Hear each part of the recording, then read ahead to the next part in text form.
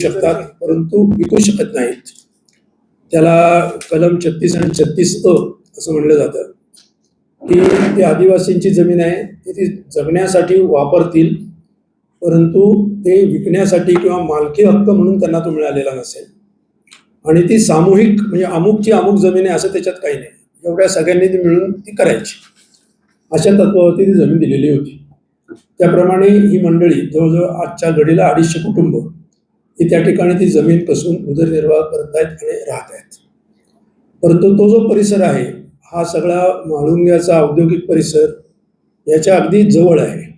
त्याचप्रमाणे सगळा जो देहूच्या अगदी जवळ आहे, वासोली सावरतरी त्या एमआयडीसी वासोलीच्या एमआयडीसीच्या अगदी जवळ आहे। त्याच्यामुळे त्या जमिनीचा जो भाव आहे त्याची जी गरज आहे ही आता आकाशाला भिडली आहे, तो शहरीकरणाच्या पूर्ण टप्प्यात आलेला आहे। त्याच्यामुळे काही धनदांडग्यांची नजर हे त्याच्यावरती असणं अगदी स्वाभाविक आहे। तर त्यांनी या आदिवासी 250 कुटुंबांपैकी 2-3 कुटुंबांना हाताशी धरून त्यांच्याकडून जमिनीचे विक्रीचे काही व्यवहार करून घेतले। आता हे विक्रीचे व्यवहार केल्यानंतर ती मंडळी म्हणजे हे 1925 साधारण जून महिन्यातली ही गोष्ट आहे। त्यांनी ती जमीन घेतल्यानंतर विकत घेतली असा त्यांचा दावा आहे। आल्यानंतर ही मंडळी त्या जमिनीमध्ये आली, त्यांनी त्यांना जिथे पाहिजे त्यांना जिथं सोयीचं असेल त्या ठिकाणी त्यांनी नांगर घातली, कुंपणं घातली आणि हे जे नियमित तिथे राहणारे असणारे जे शेतकरी आहेत त्यांना मज्जाव केला। म्हणजे काही ठिकाणी मज्जाव झाला, काही ठिकाणी धक्काबुक्की झाली, त्यांच्या स्मशानभूमीमध्ये सुद्धा एक प्रकारचं अतिक्रमण झालं, तिथं बाचाबाची झाली, पोलीस स्टेशनपर्यंत प्रकरण गेलं। शेवटी तहसीलदारांपर्यंत गेल्यानंतर त्यांनी एक अधिकारी नेमला की याची सगळी पाहणी करा, नेमकं काय आहे।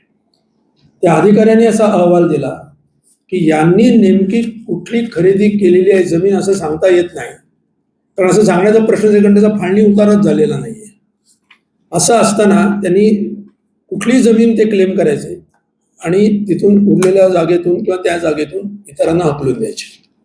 हा प्रकार बरोबर नाही, हे अतिक्रमण आहे असा स्पष्ट निर्वाळा तिथल्या सर्कल अधिकाऱ्याला तिथं पाहणीसाठी नेमलं होतं तहसीलदारांनी त्यांनी दिला। त्याच्यानंतर पोलीस स्टेशनमध्ये तक्रारी झाल्या, त्याच्या आधी झाल्या।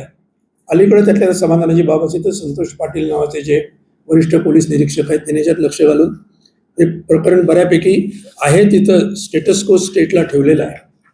आता आम्ही जिल्हाधिकारी, परंतु प्रश्न असा आहे की फक्त आम्हाला धक्काबुक्की होत नाही एवढाच प्रश्न आहे, याच्यामधली जी मूळ कायदेशीरता आहे त्या कायदेशीरतेचा हा प्रश्न आहे। आणि म्हणून मी खास करून आपलं जे लक्ष वेधू इच्छितो त्यातली जी इलिगॅलिटी आहे, इलिगॅलिटी काय आहे हे मी आपल्याला पत्रकारांना मुद्दाम समजावून सांगू इच्छितो की ज्याच्यामुळे आपल्याला याचं गांभीर्य लक्षात येईल। तर आपण पान 2 वरती जर पाहिलं, अनियमितता काय आहे त्याची खालीलप्रमाणे, यातील प्रत्येक व्यक्ती कुटुंबाचं नाव 7/12च्या उतारावर असेल, ज्याचा वैयक्तिक उतारा म्हणजे फाळणी उतारा झालेला नाही आणि फाळणी उतारा जोपर्यंत होत नाही तोपर्यंत कुठली जमीन कोणाची हे सांगता येत नाही। त्याच्यामुळे आपण इथं काही 20 लोक असू, समजा 20 लोक काय 25 खुर्च्या वरती बसलेले आहेत म्हणजे ऑक्युपाय करतायत, तर यांनी कुठलीही खुर्ची कोणाची असं काही ठरलेलं नाहीये।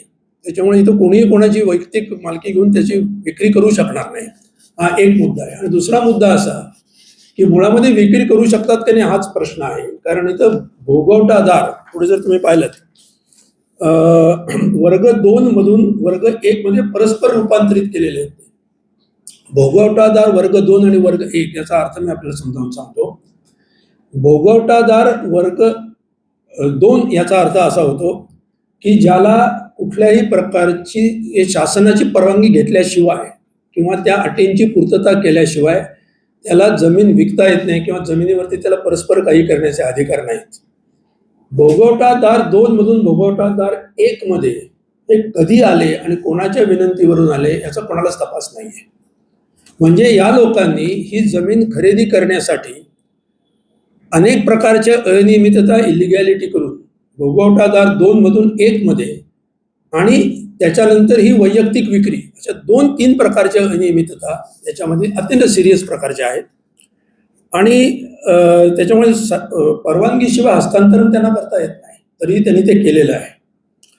आणि 36 आणि 36 हा जो नियम इथं मी दाखवलेला आहे त्याचा अर्थ असा आहे की आदिवासींची जमीन आहे ती आदिवासींना एका विशिष्ट कारणासाठी कसण्यासाठी दिलेली आहे आणि ती आदिवासी 36 म्हणजे ती बिगर आदिवासींना विकता येत नाही.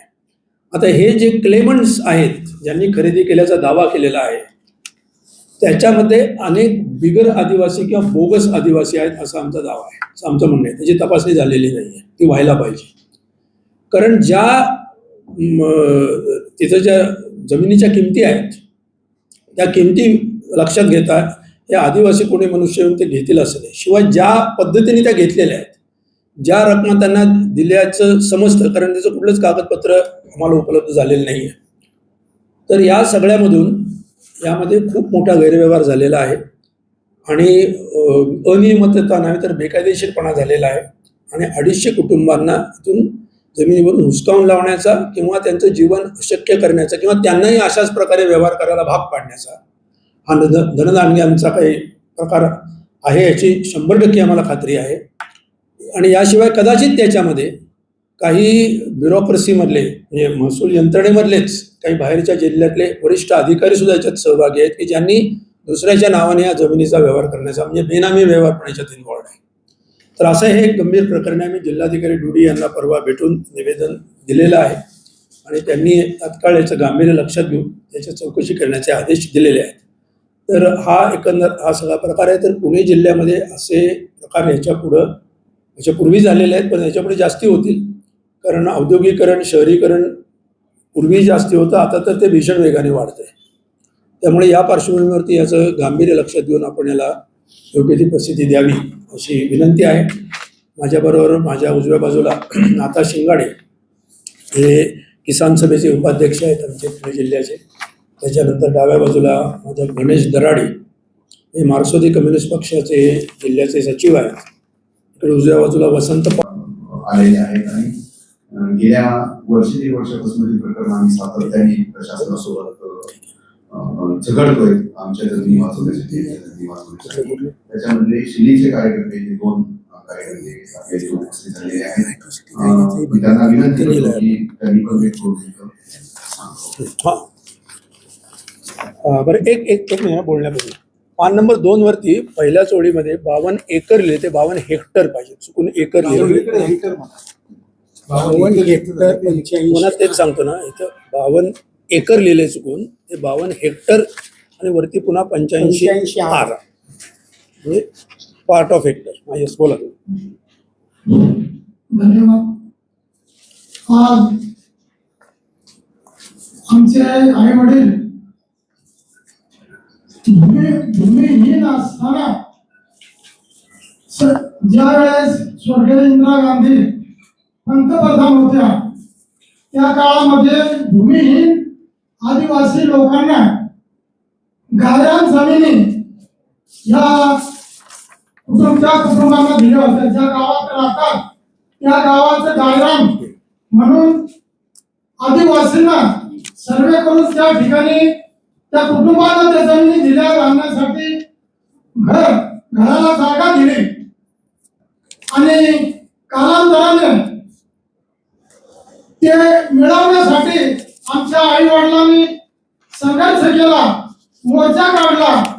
त्यावेळेस तालुक्याचे आमदार किसनराव भेडे हे आमदार असताना तो फार मोठी कातकरी ठाकर असे जे आदिवासी लोक आहेत त्यांचा एक मोठा संघर्ष मेळावा झाला आणि त्याचं आंदोलन झालं आणि आमचे आई वडील 15 दिवस जेलमध्ये होते. तिथून पुढे आम्हाला ते जमीन मिळालेलं आहे आणि त्या मिळकती कागदावर 2 कॉलम आहेत की त्या शेतकऱ्याला जमीन विकता येणार नाही, त्याच्यावर पक्का घर बांधता येणार नाही. आणि मग या लोकांनी जमिनी विकल्या कशा आमचा हाही प्रश्न आहे. तर या जमिनी विकू नये म्हणून या सरकारचा एक नियम आहे म्हणून त्या कागदाला काही किंमत आहे का नाही असं बी आम्हाला वाटतं. त्याच्यावर 2 कॉलम आहेत, जमीन विकता येणार नाही, तुम्हाला ती कसून खायला दिलेली आहे, त्याच्यावर तुमच्या पोटाचा उपजीविका भागवण्यासाठी ती जमीन दिलेली आहे. आणि दुसरा अजून असं एक सांगतो, ज्या जमिनी घेतल्या त्याच्यामध्ये काही लोकांनी जमिनी विकलेल्या नाही, त्याच्यावर सुद्धा कुंपण यांनी घातलं कसं. आम्ही 2 वेळा पाडलं, 3 वेळा पाडलं, तरी ते सपाटीकरण काही थांबत नाही. मग आम्ही सरांचा संपर्क केला आणि मग त्या सरांनी आम्हाला नियमा कायद्यानुसार सगळे कागदपत्र तयार करून आम्ही पोलीस स्टेशन केलं, तहसीलदार केलं, इकडं पुणे जिल्ह्याचे अधिकारी त्यांना मी भेटलो. त्याच्यात थोडस थांबलेलं आहे काम, पण ते पैशावाले लोक आहेत त्याच्यामुळे ते आमच्या सारख्याला कुठं दाबून टाकतात. आणि ज्यांनी खरेदी केली ही दलाल लोक आहेत, ज्यांनी खरेदी केली तो बोगस आदिवासी आहे. आदिवासींची जमीन इतर कोणाला खरेदी करता येत नाही, परंतु तो बोगस अधिकारी आहे. त्याचा खरेदी खतावर जातीचा दाखला नाही, जात पडताळणी सुद्धा नाही. तर ही शासनाने अशी दखल घ्यावी अशी मी बोलून विनंती करून सर या ठिकाणी थांबतो. धन्यवाद. यानंतर श्रीरंग जाधव 2 मिनिटं. त्यांना सांगू दे, फक्त हळू बोला, मोठ्यांना बोलण्याची गरज नाही.